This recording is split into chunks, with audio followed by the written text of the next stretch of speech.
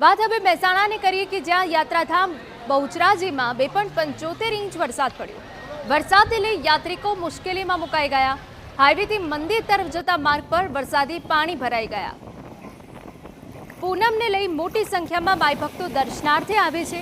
મંદિર તરફ જવાના માર્ગમાં પાણી ભરાતા યાત્રિકો મુશ્કેલીમાં મુકાઈ ગયા। તો બહુચરાજી શંખલપુર પાલખી રોડ પર વરસાદી પાણી ભરાયા। ગઈકાલે સાંજે 6 વાગ્યાથી સવારે 8 વાગ્યા સુધી 69 મિલીમીટર વરસાદ નોંધાયો। વરસાદને લઈ યાત્રિકો મુશ્કેલીમાં મુકાયા।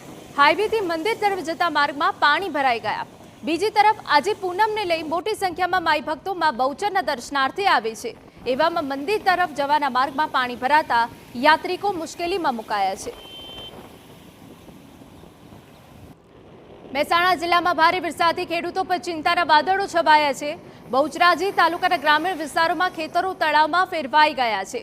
અવિરત વરસાદના કારણે બહુચરાજી તાલુકાના અનેક ખેતરોમાં પાણી ભરાયા। કઠોળ, બાજરી અને દિવેલા સહિતના પાકો પાણીમાં ગરકાવ થયા। ખેતરોમાં ભરાયેલા પાણીનો નિકાલ ન થતા પાકના મૂળિયા કોહવાઈ જવાનો અને છોડ સુકાઈ જવાનો ભય ઊભો થયો છે।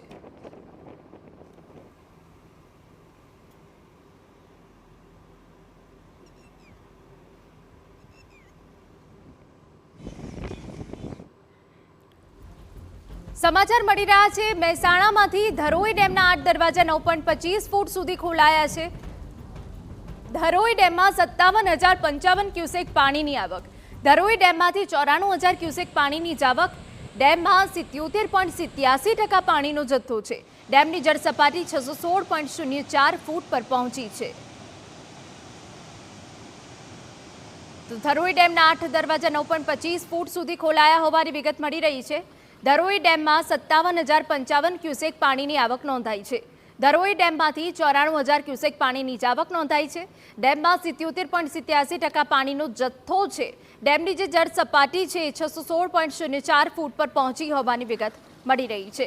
તો ભારે વરસાદને પગલે ધરોઈ ડેમના 8 દરવાજા 9.25 ફૂટ સુધી ખોલવામાં આવ્યા છે। હાલ ધરોઈ ડેમમાં 57,055 ક્યુસેક પાણીની આવક નોંધાઈ છે, જ્યારે ધરોઈ ડેમમાંથી 94,000 ક્યુસેક પાણીની જાવક નોંધાઈ છે।